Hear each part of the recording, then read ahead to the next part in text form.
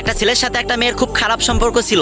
ছেলেটা একদিন তার এক বন্ধুকে বলল, দোস্ত, আমাদের এলাকার মসজিদের ইমাম সাহেব আছে না, তার বউয়ের সাথে তো আমি সেই খারাপ লেভেলের একটা সম্পর্ক তৈরি করে ফেলেছি, তুই আমাকে একটা হেল্প করতে পারবি? তখন তার বন্ধু বলল, কি? তখন সে বলল, ইমাম সাহেব তো তাড়াতাড়ি নামাজ পড়ে বাসায় চলে আসে, যার কারণে আমিও কিছু করতে পারি না। তুই প্রতিদিন ইমাম সাহেবকে বড় বড় মাসালা জিজ্ঞাসা করবি আর অনেকক্ষণ আটকে রাখবি, আমি যেন তার বউয়ের সাথে সময় নিয়ে দেখা করতে পারি। তখন তার বন্ধু বলল, আরে তুই তো আমার কলিজার দোস্ত, তোর জন্য আমি এটুকু করতে পারবো না। তখন থেকে তার বন্ধু প্রতিদিন মসজিদে যেতে লাগলো এবং বড় বড় মাসালা জিজ্ঞাসা করতো ইমাম সাহেবকে। বেচারা সহজ সরল ইমাম সাহেব, সেও প্রতিদিন অনেক সময় নিয়ে বড় বড় মাসালার উত্তর দিত।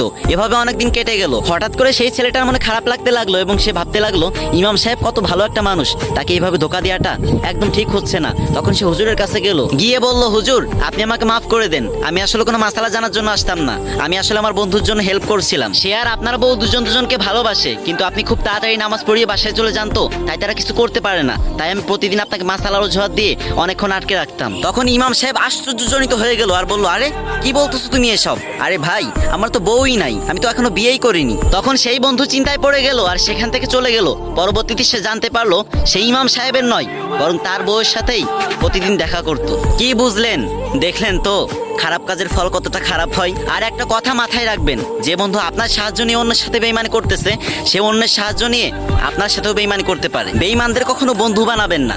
ভাই দেখেনি তো মাঠে ঘাটে কত কষ্ট করে ভিডিও করি, একটা মাইক্রোফোনও নেই। যদি ছোট ভাই মনে করে একবার কপি লিঙ্ক করে দিতেন, তাহলে আরো নতুন নতুন ভিডিও আনার উৎসাহ পেতাম। আসসালামু আলাইকুম।